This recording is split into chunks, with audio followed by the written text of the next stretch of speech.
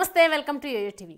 తెలంగాణలో పార్లమెంట్ ఎన్నికల వేడి మొదలైంది. అధికార పార్టీ కాంగ్రెస్ తో పాటు బీఆర్ఎస్ బీజేపీ సీట్ల పంచాయతీ కొనసాగుతోంది. ప్రతి పార్టీ ఒక్క స్థానం కోసం ముగ్గురు పోటీ పడుతున్నారు. దీంతో పార్టీల అధినేతలు అభ్యర్థుల ఎంపికపై కసరత్తును ప్రారంభించాయి. ముఖ్యంగా కాంగ్రెస్ పార్టీ ఈసారి కూడా తమ సత్తా చాటాలని చూస్తోంది. అందుకోసం గెలుపుకు అవకాశం ఉన్న అభ్యర్థులనే ఎంపీ చేస్తోంది. ఈ నేపథ్యంలో కరీంనగర్ ఎంపీ స్థానానికి డిమాండ్ పెరుగుతోంది. ఇక్కడి నుంచి పోటీ చేసేందుకు కాంగ్రెస్ నుంచి చాలా మంది నాయకులు ప్రయత్నాలు చేస్తున్నారు. అయితే ఇది బీజేపీ కంచుకోట కావడంతో మొదటి నుంచి రేవంత్ రెడ్డి బలమైన అభ్యర్థిని నిలబెట్టాలనే ఆలోచనతో ఉన్నారు. ఈ క్రమంలో మాజీ ఎమ్మెల్యే పేరు తెరపైకి వచ్చింది. కరీంనగర్ పార్లమెంటు రేసులో ఉన్నారు. ఆయన ఎవరో కాదు, మాజీ శాసనసభ్యులు అలిగిరెడ్డి ప్రవీణ్ రెడ్డి. 2009 అసెంబ్లీ ఎన్నికల్లో హుస్నాబాద్ నియోజకవర్గంలో కాంగ్రెస్ పార్టీ నుంచి ఎమ్మెల్యేగా గెలిచారు. జాతీయ స్థాయిలో పేరున్న ముల్కనూర్ రైతు సహకార బ్యాంకు అధ్యక్షుడిగా ఉన్న ఆయనకు ఆ ఎన్నికల్లో వైఎస్ రాజశేఖర రెడ్డి నేతృత్వంలో విజయం సునాయాసనంగా వరించింది.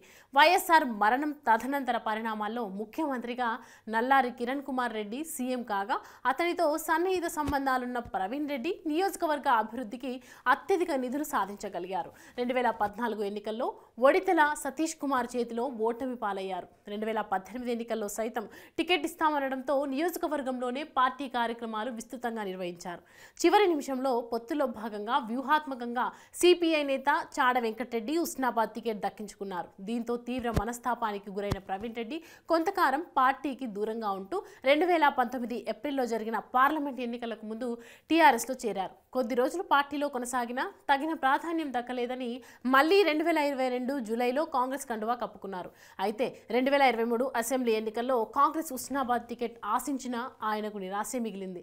దాదాపు హుస్నాబాద్ నియోజకవర్గంలో పల్లె పల్లెకు కాంగ్రెస్ కార్యక్రమంలో భాగంగా దాదాపుగా 90 నుంచి 100 గ్రామాల్లో ఎన్నికలకు ముందు కాంగ్రెస్ 6 గ్యారంటీ పథకాలను గ్రామాల్లోకి విస్తృతంగా తీసుకెళ్లారు. పార్టీ టికెట్ ప్రస్తుత మంత్రి పొన్నం ప్రభాకర్ కు కేటాయించింది. అయితే ఎన్నికల ముందు ప్రవీణ్ రెడ్డికి సీఎం రేవంత్ రెడ్డి కాంగ్రెస్ అగ్రనాయకులు కాంగ్రెస్ అధికారంలోకి వస్తే సముచిత స్థానాన్ని కల్పిస్తామని హామీ ఇచ్చినట్లు సమాచారం. అనుకున్నట్లుగానే కాంగ్రెస్ పార్టీ అధికారంలోకి రావడం, ప్రభుత్వం ఏర్పాటు చేయడం చకచకా జరిగిపోయాయి. హుస్నాబాద్లో పొన్నం ప్రభాకర్ గెలుపులో ప్రవీణ్ రెడ్డి కీలక పాత్రను పోషించారు. కరీంనగర్ పార్లమెంటు పరిధిలోని 7 నియోజకవర్గాలలో కూడా ప్రవీణ్ రెడ్డికి మంచి పరిచయాలున్నాయి. 7 నియోజకవర్గాలలో 4 నియోజకవర్గాలలో కాంగ్రెస్ పార్టీ విజయం సాధించింది. మిగతా 3 నియోజకవర్గాల్లో కూడా మంచి ఓటు బ్యాంకును సాధించింది. ములకలూరు సహకార బ్యాంకు సేవలతో రైతులతో మంచి సత్సంబంధాలు ఉన్నాయి. కాంగ్రెస్ అధిష్టానం వద్ద కూడా ఈయనకు సౌమ్యుడు అనే పేరు కూడా ఉంది. అధిష్టానం ఆదేశిస్తే పోటీ చేసేందుకు సిద్ధమనే సంకేతాలు కూడా వినపడుతున్నాయి. రానున్న రోజుల్లో అధిష్టాన నిర్ణయం ఎలా ఉండబోతోందో చూడాలి.